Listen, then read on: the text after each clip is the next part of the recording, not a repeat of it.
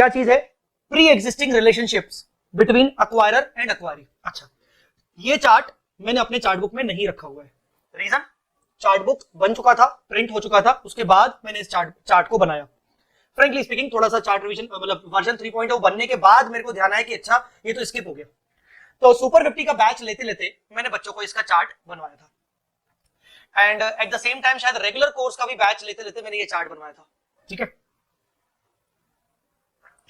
Pre existing relationships between acquirer acquiree, नाम से तो इतना समझ में आ रहा है कि बिजनेस कॉम्बिनेशन मतलब date of control, date of acquisition of control, control take over करने से पहले अक्वायरर अक्वायरी के बीच में आपस में कुछ संबंध थे, कोई ना कोई रिलेशंस रहे होंगे, लाइक डेटर क्रेडिटर का रिलेशनशिप, या हो सकता है एक ने दूसरे के ऊपर केस फाइल किया हो, कॉम्पिटिटर वगैरह, या व्हाटएवर कुछ भी। अरे हो कि नहीं, जिंदा हो कि नहीं बे। तो एक्विजिशन डेट से पहले अक्वायरर अक्वायरी के बीच में कोई ना कोई रिलेशनशिप था पहले से ही, डेटर क्रेडिटर के रूप में, या फिर अक्वायरर ने अक्वायरी को कोई फ्रेंचाइजी दिया होगा, ठीक है ना, या फिर अक्वायरर ने अक्वायरी के ऊपर कुछ केस फाइल करके रखा है, या अक्वायरी ने अक्वायरर के ऊपर कुछ केस फाइल करके रखा है। देयर में भी so many if and buts. ठीक है ना, मैं आपको सच बता रहा हूं, आपको ये कंसेप्ट बहुत ही प्यारा लगेगा, बहुत ही प्यारा लगेगा, इसीलिए प्लीज कॉन्सेंट्रेट करिए, कोई बीच में मस्ती मजाक नहीं, और अगर डाउट रहे तो आप डाउट बीच में पूछ सकते हो, पर please concentrate. Pre existing relationship में हमने इसको दो कैटेगरीज में सब डिवाइड किया, non contractual relationships, non contractual relations,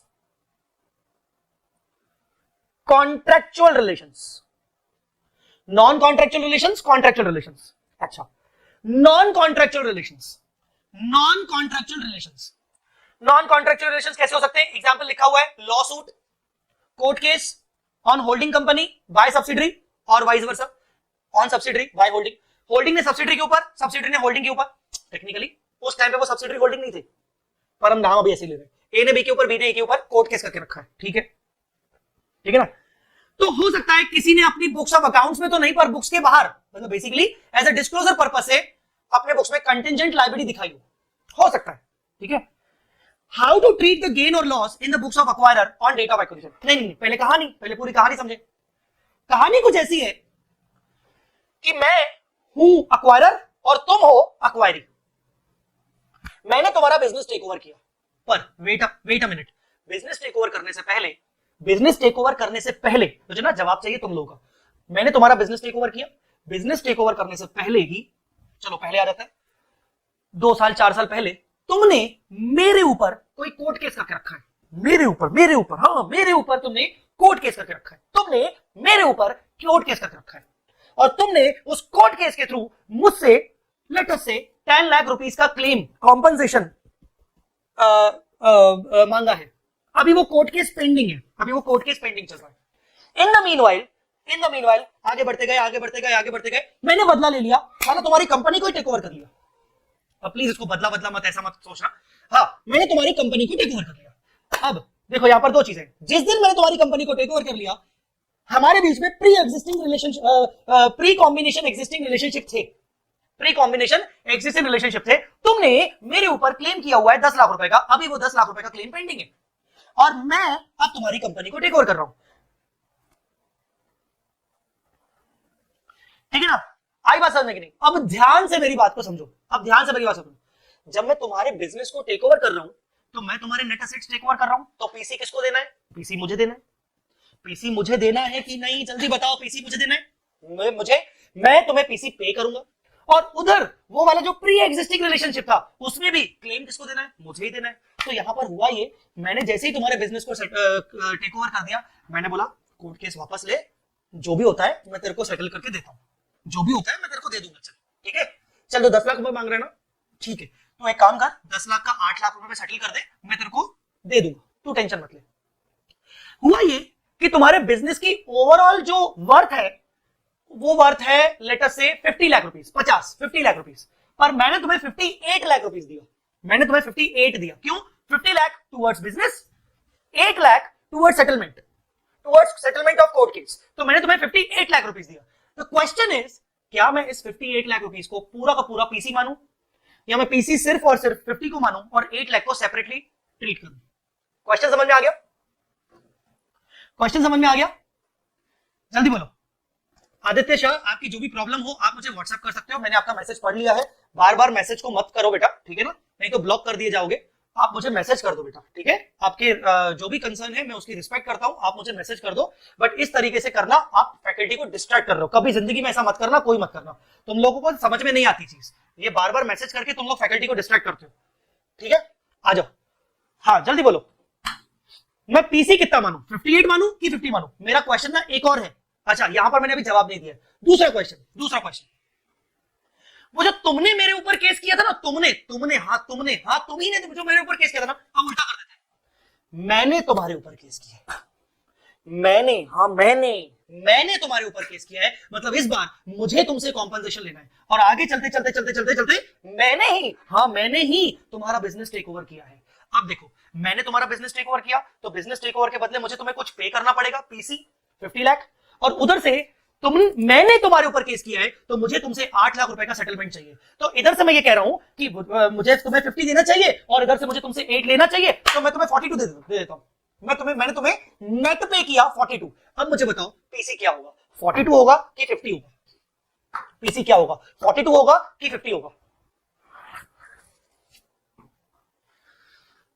the answer is, दोनों केस में पीसी 50 होगा, दोनों केस में पीसी 50 होगा। प्री एग्जिस्टिंग रिलेशनशिप जो होते हैं उसको पीसी के साथ मर्ज करने की जरूरत नहीं है। पीसी को छेड़ो मत, बस ये गोल्डन रूल है, पीसी को मत छेड़ना। वो जो चीज थी वो प्री एग्जिस्टिंग थी, वो तुम्हारे बिजनेस एक्विजिशन से रिलेटेड नहीं है, उसको सेपरेट अकाउंट फॉर किया जाएगा, उसको सेपरेट रिकॉर्ड किया जाएगा। How to treat the gain और loss in the books of acquirer on date of act? हम अक्वायरर की बात कर रहे हैं क्योंकि पीसी की बात कर रहे हैं, तो ठीक है। First of all, any compensation और पेनल्टी पेबल और receivable due to the cancellation of court case cancel हो गया ना भाई, तूने मेरे ऊपर, मैंने तेरे ऊपर कोर्ट केस किया हुआ था। अब तो अपन भाई यार, मैं तेरे बिजनेस को टेक ओवर कर रहा हूं, कोर्ट केस कैंसिल कर दे। चल, कोर्ट केस कैंसिल कर दिया, तो अब जो भी कॉम्पनसेशन जो हम आपस में मांडवली कर रहे हैं, जो हम सेटलमेंट कर रहे हैं, उसका क्या shall not become the part of PC, shall not become the part of PC. वो जो आपस में जो हम सेटलमेंट कर रहे हैं ना, आउट ऑफ कोर्ट सेटलमेंट का जो भी हमारा जो कॉम्पनसेशन है, उसको हम पीसी का पार्ट नहीं मानेंगे। That is, pre-existing relationships are not considered under business combination accounting. वो तुम्हारे business combination accounting का पार्ट होगा ही नहीं। Acquirer shall recognize the receivable or payable as gain or loss on date of acquisition separately. मतलब उसको वो एक separate तौर पर रिकॉर्ड करेगा। क्या? या तो उसको कॉम्पनसेशन मिलने वाला होगा वो 8 लाख रुपीस, तो compensation receivable account debit to gain, या तो वो अलग से पे कर रहा है 8 लाख रुपीस, मतलब 58 पे कर रहा है, तो 50 को तो उसने बिजनेस कॉम्बिनेशन अकाउंट में डाल दिया, net asset debit to NCI to PC, ये सब में। पर 8 लाख को वो अलग से बुक करेगा loss account debit to penalty payable. Sir example करिए सर, ऐसे मजा नहीं आ रहा सर, एग्जांपल करवाओ सर। इससे बस हमें ये समझ आया कि बस सर हम उसको पीसी का पार्ट नहीं मानेंगे, पर सर अकाउंटिंग कैसे होगी सर? सर मजा नहीं आ रहा है सर, बिल्कुल मजा नहीं आ रहा है। मैं तुम्हारे क्वेश्चन को एंटरटेन नहीं कर रहा हूं, ध्यान से। एग्जांपल है, एग्जांपल को नोट करो, पहले नोट मत करो, स्क्रीनशॉट ले लो जल्दी।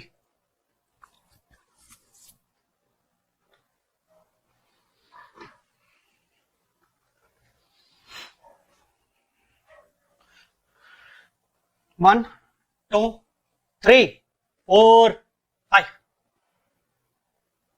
अब सॉल्यूशन का स्क्रीनशॉट।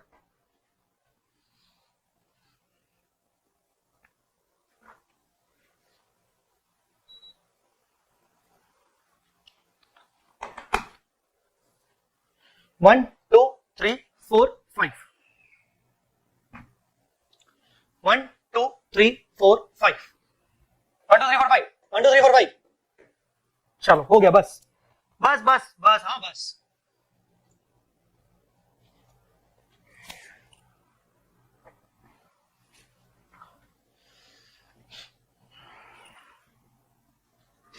ये एग्जांपल्स देख लेना, तुम्हें समझ में आ जाएगा। डिस्कस नहीं कर रहा हूं, तुम एक और एग्जांपल नोट कर लो, पहले एक और एग्जांपल नोट करो। चलो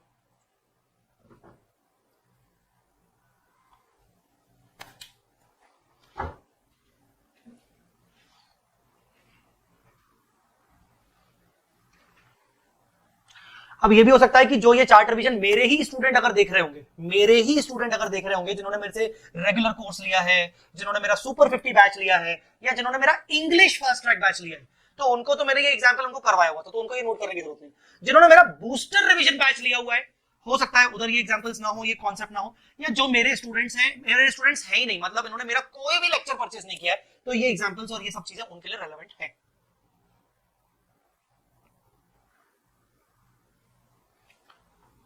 ये भी नोट कर लो, जो भी ब्लू और रेड में दिख रहा है आपको वो भी नोट कर लो, जो भी ब्लू और रेड में दिख रहा है वो नोट कर लो आप, ठीक है। ऑल राइट, सो मैं क्या कर रहा हूं, मैं क्या करता हूं कि ये एग्जांपल्स आपको मैंने दे दिए, मैंने आपको इतना बता दिया कि कुछ भी हो, जो भी प्री एग्जिस्टिंग रिलेशनशिप के कारण जो आपका सेटलमेंट हो रहा है कॉम्पनसेशन और पेनल्टी का, उसको पीसी का पार्ट मत बनाओ, उसको सेपरेट रिकॉर्ड करो। एक्वायरर को या तो वो सेपरेटली पे करना पड़ रहा है 50 प्लस 8 58, तो 8 की अकाउंटिंग सेपरेटली होगी, ये वाली loss account debit to payable, या तो एक्वायरर वो काट रहा है और नेट पे कर रहा है 42, तो बोलेगा नहीं 50 में पे कर रहा हूं पीसी के लिए और 8 मुझे अलग से मिलेंगे which is compensation receivable to के, ठीक है।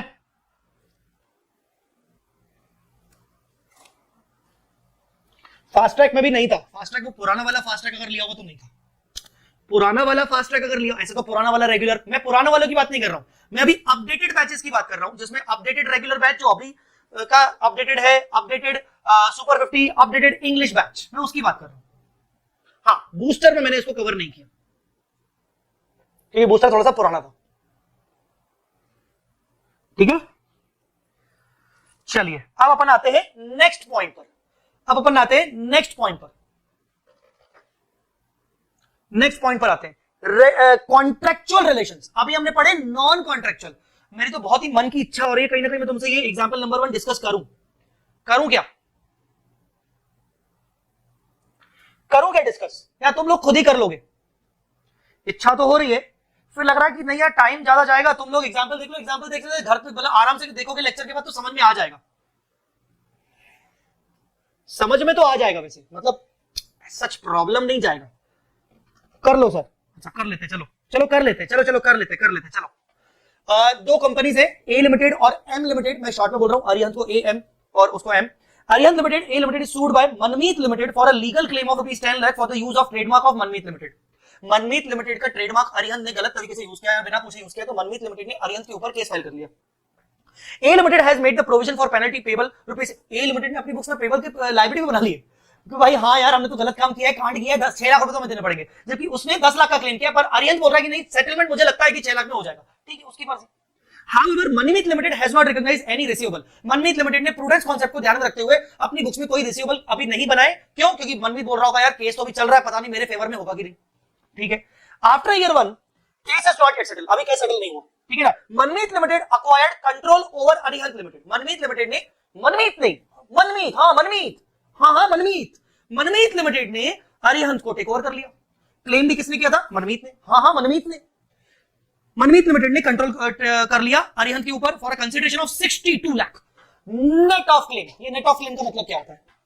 अच्छा, fair value of the claim is still 10 lakh, तो 62 लाख नेट ऑफ क्लेम का मतलब क्या हुआ? टेक्निकली मनमीत लिमिटेड जब अरिहंत को टेक ओवर कर रहा है तो पे किसको करना चाहिए? मनमीत के लिए पेबल वाली सिचुएशन है, परचेज कंसिडरेशन पेबल, और उधर से मनमीत ने अरिहंत के ऊपर क्लेम किया है, तो मनमीत कहीं ना कहीं मांग रहा होगा 10 लाख। तो मनमीत ने बोला अब मैं तेरे को 62 दूंगा। कायदे से क्या पीसी 62 होना चाहिए कि 72 होना चाहिए? पीसी 62 होना चाहिए कि 72 होना चाहिए? पीसी 72 होना चाहिए। पीसी क्या होना चाहिए? 72। पीसी होना चाहिए 72।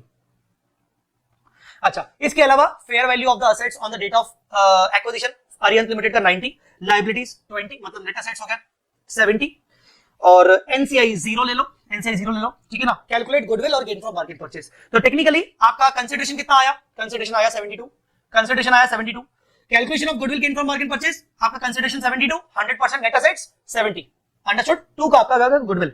जर्नल एंट्री पे आते हैं। सबसे पहले मनमीत लिमिटेड अपनी बुक्स में रिसीवेबल की एंट्री क्या पास करेगा? Compensation receivable account debit to gain 10 lakh, क्योंकि मनमीत लिमिटेड को अलग से सेपरेट डिस्क्लोज करना है, सेपरेट अकाउंटिंग हो रही है। ये 10 लाख रुपीस की सेपरेट अकाउंटिंग हो रही है। इस बार मनमीत लिमिटेड को लेना था ये 10 लाख रुपए, ठीक है ना, क्योंकि मनमीत लिमिटेड ने केस किया था। दूसरी एंट्री तो हम बिजनेस कॉम्बिनेशन की कर रहे हैं, net asset account debit 70, goodwill account debit 2, 2 PC 72।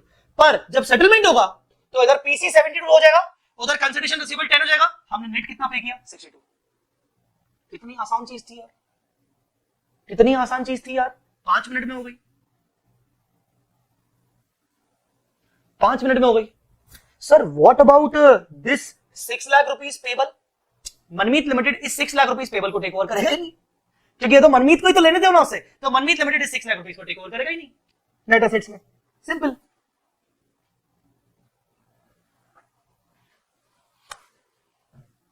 मनमीत लिमिटेड उस करंट लायबिलिटी जो जो जो कंपनसेशन पेबल था आर्यन की बुक्स में, उसको टेक ओवर करेगा ही नहीं। उसको टेक ओवर करे बिना लायबिलिटीज की वैल्यू दिख रही है बेटा, जो लायबिलिटीज 20 लेके ना, that is exclusive of 6 lakh. ठीक है। अब जो केस 2 है, केस 2 में उल्टा है, आर्यंत ने मनमीत के ऊपर केस फाइल किया है, आर्यंत ने मनमीत के ऊपर केस फाइल किया है। बस आप एक काम करो, जो केस 2 है उसका एक स्क्रीनशॉट ले लो फिर से। अगर आपने स्क्रीनशॉट नहीं लिया तो स्क्रीनशॉट ले लो केस 2 का।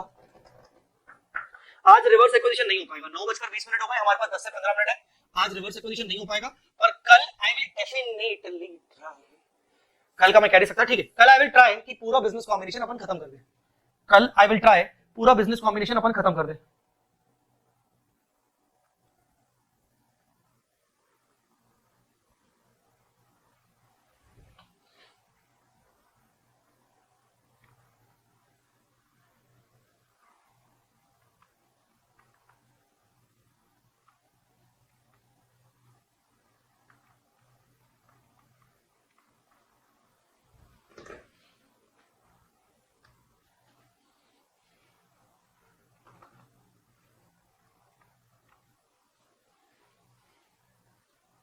चलो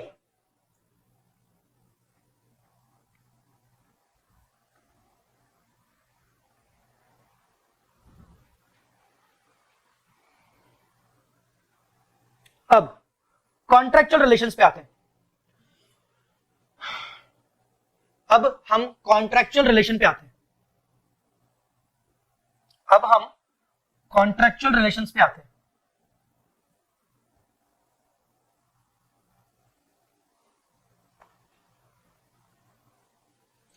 कॉन्ट्रैक्चुअल रिलेशंस पे आते हैं।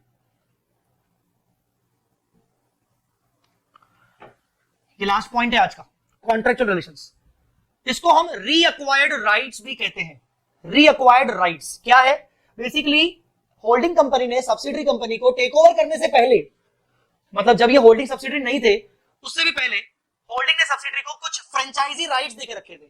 फ्रेंचाइजी राइट्स, कुछ फ्रेंचाइजी राइट्स देके रखे थे। Alright, franchise rights given by holding to subsidiary before the date of control, date of acquisition. ठीक है। नाउ इसको सिंपली समझने के लिए ये स्क्रीनशॉट तो भले तुमने ले लिया होगा, बट इसे पढ़ने से, मेयर रीड करने से ज्यादा समझ में आएगा नहीं, फ्रेंकली स्पीकिंग। बट ठीक है, I try my level best. पहले मैं आपको मेयर रीडिंग को समझा देता हूं, फिर हम इसको एग्जाम्पल के रूप में समझेंगे। हम इसको फिर एग्जाम्पल के रूप में समझेंगे, ठीक है ना। Acquirer shall recognise following two things. Acquirer क्या रिकॉर्ड करेगा? अक्वायरर क्या रिकॉर्ड करेगा? अच्छा, हम यहां पर क्या बात कर रहे हैं? Contractual relation. उधर केस फाइल किया था नॉन कॉन्ट्रैक्चुअल, ऑब्वियसली। अब कॉन्ट्रैक्चुअल रिलेशन, अक्वायरर शैल रिकॉर्ड फॉलोइंग टू थिंग्स। देखो हुआ क्या हुआ कि होल्डिंग कंपनी ने पहले से ही सब्सिडियरी को कोई फ्रेंचाइजी दी हुई है, पहले से ही फ्रेंचाइजी दी हुई है, ठीक है ना। अब साला होल्डिंग कंपनी ने जो फ्रेंचाइजी वगैरह दी थी, तो कुछ ऐसा हुआ होगा कि हम तुम्हें फ्रेंचाइजी दे रहे हैं, और होल्डिंग कंपनी ने उसके बदले फ्रेंचाइजी फीस ली होगी। होल्डिंग कंपनी ने फ्रेंचाइजी फीस ली होगी। मान ले मैंने तुझे अपनी फ्रेंचाइजी दी कंपनी की, 10 साल तू मेरे बिजनेस के नाम से बिजनेस कर, तू मेरे ट्रेड नेम से बिजनेस कर, और मुझे शेयर देते रहना, और 10 साल तक तेरे को मैंने अलाउ किया। उसके लिए मैंने तेरे से कुछ फ्रेंचाइजी फीस लिया होगा, ठीक है ना, 10 इयर्स तक। अब मान ले मैं 4 साल कंप्लीट हुए और 4 साल के बाद मैंने तेरे बिजनेस को ही टेक ओवर कर लिया। मैं हट तुम्हारी ऐसी की तैसी, हट, सिंपल, मैंने तुम्हारे बिजनेस को ही टेक ओवर कर लिया ना। इसमें कहीं ना कहीं एक कंडीशन ब्रेक हो रही है, वो फ्रेंचाइजी की। फ्रेंचाइजी क्या कितने साल के लिए दी गई थी? फ्रेंचाइजी दी गई थी 10 इयर्स के लिए। फ्रेंचाइजी दिया गया था 10 इयर्स के लिए, बट मैंने तो कहीं ना कहीं आफ्टर 4 इयर्स तुम्हारे बिजनेस को टेक ओवर कर लिया, मतलब फ्रेंचाइजी कैंसिल कर दिया। मतलब तुम्हारे पास जो फ्रेंचाइजी राइट्स थे मैंने रीअक्वायर कर लिए तुमसे। This is called reacquired rights. मैंने तुम्हारे फ्रेंचाइजी राइट्स तुमसे वापस ले लिए, रीअक्वायर कर लिए। अच्छा, अब यहां पर हो क्या रहा होगा? कहीं ना कहीं ऐसे केस में मैंने तुमसे फ्रेंचाइजी फीस ली थी उस टाइम पे 10 साल के हिसाब से, पर 4 साल बाद वो फ्रेंचाइजी मैं कैंसिल कर रहा हूं, मतलब मैंने तुमसे रीअक्वायर्ड राइट्स मैंने रीअक्वायर कर लिए, तो technically I need to pay something to you as a compensation, I need to pay something to you as a compensation as per the agreement clause. Simple. तो यहां पर क्या होगा, फर्स्ट ऑफ ऑल अब वापस आते हैं, acquirer shall recognize the following two things. पहला, reacquired rights as a separate identifiable assets as a part of apart from other net assets at fair value। मतलब क्या, जो होल्डिंग कंपनी है business combination के दौरान वो अपने वो सब्सिडरी के सारे नेट एसेट्स रिकॉर्ड करेगी, हाँ, पर वो अलग से नेट एसेट के अलावा वो रीअक्वायर्ड राइट को सेपरेटली रिकॉर्ड करेगी। रीअक्वायर्ड राइट मतलब सर कौन सा वाला, जो हमने उसको जो राइट दिए थे ना फ्रेंचाइजी, वो हम as a reacquired right as a separate intangible asset record करेंगे फेयर वैल्यू पे। That will not be a part of net asset, that will not be a part of net asset. जैसे पिछले वाले case में हमने PC में उस compensation को पार्ट नहीं किया था, वैसे ही हमने जो भी राइट्स को रीअक्वायर किया है बिजनेस कॉम्बिनेशन के दौरान, ठीक है ना, हम उसको नेट एसेट का पार्ट नहीं मानेंगे, हम उसको अलग से रिकॉर्ड करेंगे, ठीक है। दूसरा, recognise the loss on cancellation of right. अब देखो कहीं ना कहीं मैं तुम्हारे राइट्स को कैंसिल कर रहा हूं तो मुझे समथिंग कुछ पे करना पड़ेगा ना, तो मेरा लॉस है, तो recognise loss on cancellation of right at lower of. At lower of ये दो चीजें, अब ये दो चीजें मैं पढ़ लेता हूं पर समझ में ऐसे तुम्हें ऐसे नहीं आएंगी जब तक अपन क्वेश्चन नहीं देखेंगे। Lower of penalty payable as per the contractual terms, वो जो कॉन्ट्रैक्ट था फ्रेंचाइजी का उसके अकॉर्डिंग पेनल्टी कितनी पेबल होनी चाहिए थी, अगर कल कोई भी पार्टी अगर कैंसिल करती तो कितना पेनल्टी पेबल था वो पेनल्टी, और difference of fair value of reacquired rights, मतलब जो तुमने ऊपर रीअक्वायर्ड राइट्स को फेयर वैल्यू पे रिकॉर्ड किया वो, and proportionate value of the contract. For example contract franchisee rights 10 years के दिए थे at a premium of 20 lakh rupees, at a franchisee fees of 20 lakh rupees. So technically after 4 years कितना consume हो गया 20 में से 8 lakhs, तो कहीं ना कहीं अभी भी 6 lakhs जो है 6 years जो है उसका प्रोपोर्शनेट वैल्यू कितना है 12 lakhs। फ्रेंचाइजी फीस मैंने तुमसे ली थी 20 लाख रुपीस फॉर 10 years, तो 6 years के लिए कितनी हुई 12 लाख, तो proportionate value of the contract, तो difference of fair value of reacquired rights minus proportionate value of the contract, दोनों का जो डिफरेंस, दोनों में से जो व्हिचएवर इज लोअर आएगा उस बेसिस पर हम लॉस बुक करेंगे, loss account debit to penalty payable. ये पेनल्टी मुझे पे क्यों करनी पड़ रही है, क्योंकि मैंने सामने वाले के फ्रेंचाइजी राइट्स को कैंसिल कर दिया, क्योंकि मैंने उसके बिजनेस को टेक ओवर कर लिया, बिजनेस को टेक ओवर कर लिया तो फ्रेंचाइजी राइट्स भी कैंसिल, फ्रेंचाइजी राइट्स कैंसिल, तो कहीं ना कहीं मुझे उसको पेनल्टी पे करना पड़ेगा as per the penalty clause, as per the agreement clause, ठीक है, अंडरस्टूड।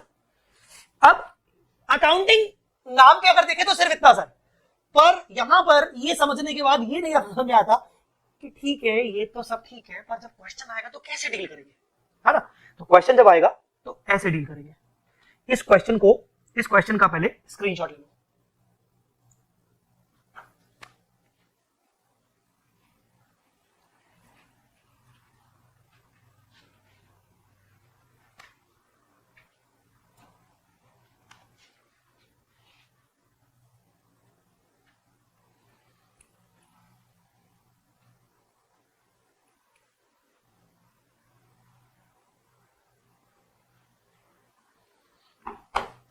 ले लिया, सेकंड पेज पे जाऊं,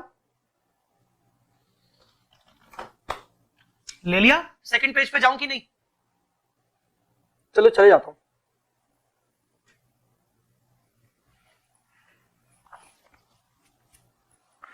इसमें ना बेवजह आप उलझोगे,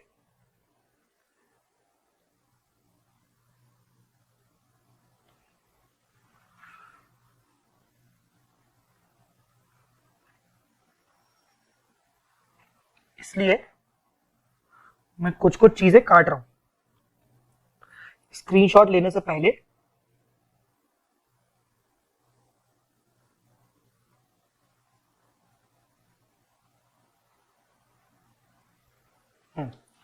अब ले लो स्क्रीनशॉट,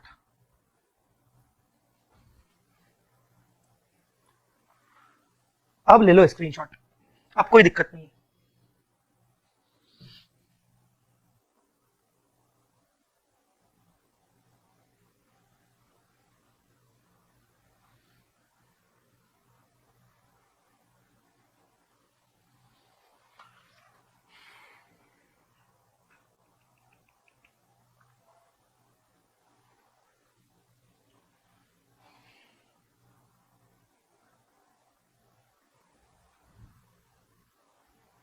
चलो अब ना हम क्या करते हैं, हम इस क्वेश्चन को आराम से पेशेंसली इसको डील करते हैं, ठीक है, ताकि सभी बच्चों को समझ में आ जाए। मैंने यही एग्जांपल अपने सुपर 50 बैच, रेगुलर बैच, इन सब में लिया, अभी के अपडेटेड बैचेस की बात कर रहा हूं। वी स्मार्ट एकेडमी पुणे ने कोलकाता सेंटर को अपनी फ्रेंचाइजी दी, फ्रेंचाइजी राइट्स दिए for 10 years at a consideration of rupees 10 lakh. Simple, मतलब 1 साल का 1 लाख रुपीज प्रोपोर्शनेटली, ठीक है। पेनल्टी क्लॉज क्या था कॉन्ट्रैक्ट के अकॉर्डिंग, अगर कल को फ्रेंचाइजी कैंसिल की जाती है किसी भी पार्टी के द्वारा, 110% of the remaining period of proportionate franchisee fees, remaining period of proportionate franchisee fees,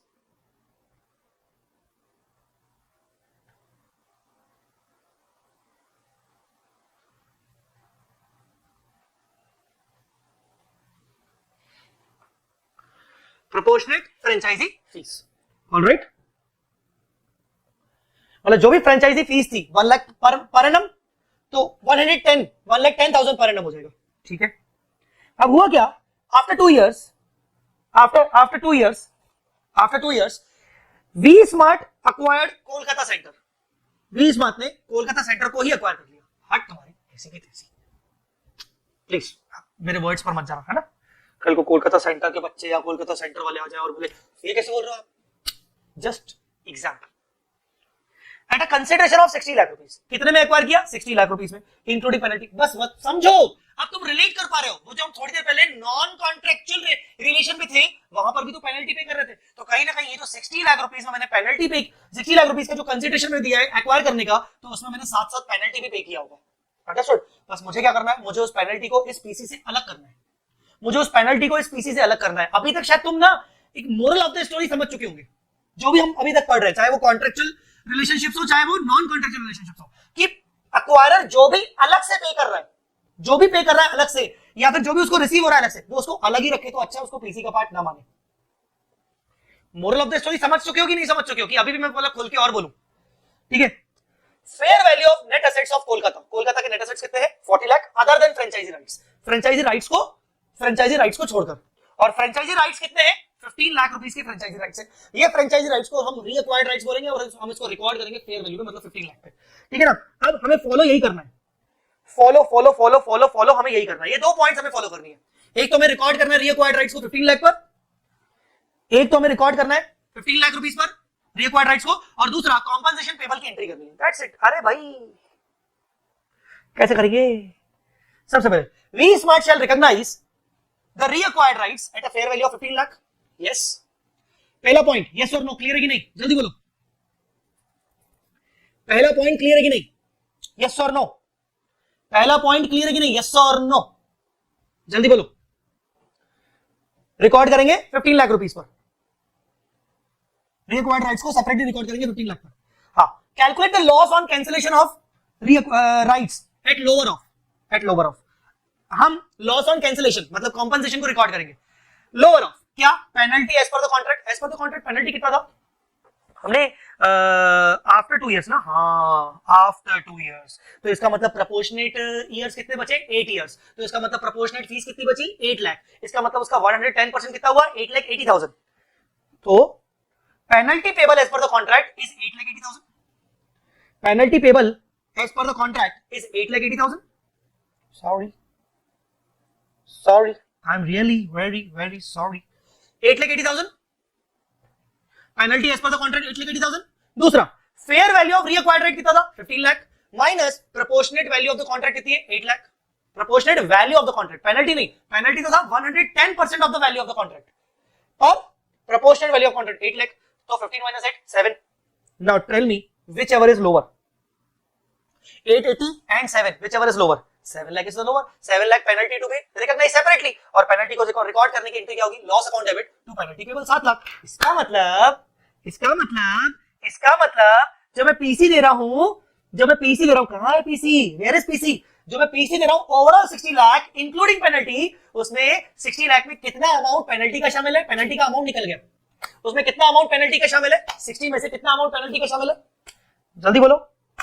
60 में से आपने पेनल्टी को सेपरेटली रिकॉर्ड किया, बताओ कितना अमाउंट शामिल है, 7 लाख, अलग कर दो उसको। इसका मतलब आपका जो पीसी आया वो कितना आया, 53 लाख। पीसी जो आया वो कितना आया 53। प्रियंका गोयल ने 5 लाख लिखा है, पता नहीं क्या हो गया उसको, शायद 2 घंटे उसके खत्म हो गए ना, क्लास खत्म होने वाली तो दिमाग चलना बंद, चाय वाय पीने की आदत होगी उसकी, चाय नहीं पियोगी बहुत देर से। ठीक है 60 माइनस 7, पीसी कितना हो गया 53 लाख। चलो आ जाओ जर्नल एंट्री करते हैं। जर्नल एंट्री के अकॉर्डिंग हमने नेट एसेट्स को सेपरेटली रिकॉर्ड किया 40 लाख पर, नेट एसेट 40 लाख दिए हुए थे, 40 लाख दिए हुए थे। रीअक्वायर्ड राइट्स को सेपरेटली रिकॉर्ड किया 15 लाख पर, कंसिडरेशन रिकॉर्ड किया 53, जो भी डिफरेंस आया गेन फ्रॉम मार्केट परचेज है गुडविल, सिंपल, जल्दी बोलो। अब ये जो कंसिडरेशन हमें पे करना है 53 और उसके अलावा हमें पेनल्टी पे करना है 70, तो कुल मिला के हमने 60 पे कर दिया। वाह वाह बेटे वाह, खत्म, फिनिश, ओके, टाटा, बाय बाय।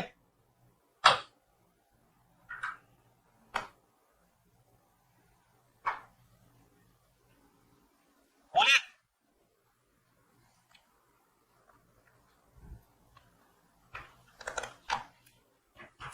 ओ सही में टाटा नहीं करना है, 2 मिनट रुक जाओ नालायक, पहले कुछ बता के जाओ, कमेंट करो, समझ आया नहीं आया, नहीं आया तो क्या नहीं आया रिपीट कर दो सर, पता है मुझे।